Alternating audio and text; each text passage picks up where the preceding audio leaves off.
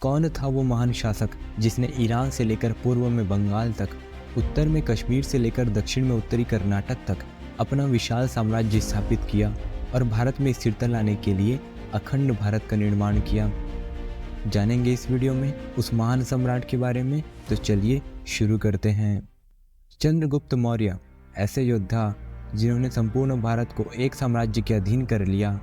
महापराक्रमी और शक्तिशाली चंद्रगुप्त ने अपने शौर्य से भारत के अलग अलग स्वतंत्र राज्यों को एक करके अखंड भारत का निर्माण किया, सभी को एकजुट कर एकता के सूत्र में बांधा।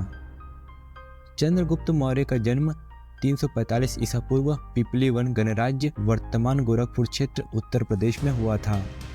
उनकी माता मधुरा मौर्य और पिता चंद्रवर्धन मौर्य थे। पिता की मृत्यु के पश्चात उनकी माता चंद्रगुप्त को लेकर अपने भाइयों के पास पाटलिपुत्र चली गईं। सुरक्षा की दृष्टि से उनके मामाओं ने चंद्रगुप्त को ग्वालों को सौंप दिया। चंद्रगुप्त के बड़े होने पर ग्वालों ने उसे एक शिकारी के पास बेच दिया। शिकारी के पास अन्य ग्वाल बालक भी थे जिनके साथ चंद्रगुप्त की मित्रता हुई। एक बार चंद्रगुप्त जब अपने ग्वाल साथियों के साथ राजकीय खेल खेल रहे थे, तब आचार्य चाणक्य की नज़र चंद्रगुप्त पर पड़ी। चंद्रगुप्त के खुले विचार, महान प्रतिभा, ऊंची कदकाठी से चाणक्य प्रभावित हुए और चंद्रगुप्त को मगध के भावी सम्राट के रूप में देखने लगे। इसी समय से चाणक्य ने चंद्रगुप्त को अपना शिष्य बना लिया। उसे तक्षशिला विश्वविद्यालय में प्रवेश दिलाकर धर्म, वेद, अर्थ, सैन्य कलाओं और कानून इत्यादि का ज्ञान दिया।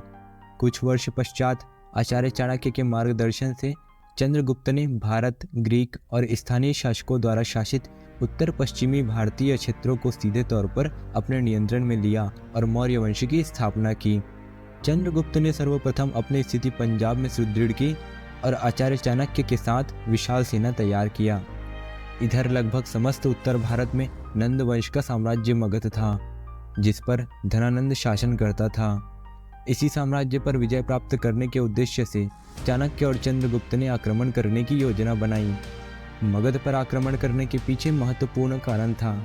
जब चाणक्य धनानंद के मंत्री हुआ करते थे, तब विदेशी आक्रमणों के खतरे को देखते हुए चाणक्य ने राज दरबार में जाकर धनानंद को सचेत करने की कोशिश की, लेकिन परिस्थितियों को समझने के बजाय धनानंद ने चाणक्य को अपमानित करके धक्के मारकर राज दरबार से बाहर निकाल दिया, जिससे उनकी शिखा खुल गई और उसी क्षण चाणक्य ने संकल्प लिया, जब तक नंद वंश का सर्वनाश नहीं कर दूंगा, तब तक अपनी शिखा नहीं बांधूंगा। इसी संकल्प को पूरा करने के लिए चाणक्य और चंद्रगुप्त ने मगध पर आक्रमण किया। उन्होंने मगध के मध्य भाग पर आक्रमण किया। इस प्रथम प्रयास में वे असफल रहे। अपने त्रुटियों से सीखकर और आचार्य चाणक्य की सलाह से चंद्रगुप्त की सेना मगध की ओर पुनः अग्रसर हुई। सबसे पहले राज्य के सीमांत क्षेत्रों पर आक्रमण किया गया। इसके पश्चात पाटलिपुत्र को घेर लिया। अंततः धनानंद को पराजित कर नंद वंश को समाप्त कर दिया।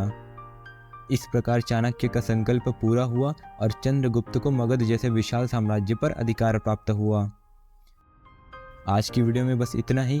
अगले वीडियो में जानेंगे कि सम्राट चंद्रगुप्त ने अपने मौर्य साम्राज्य का विस्तार कैसे किया। जय हिंद, जय भारत।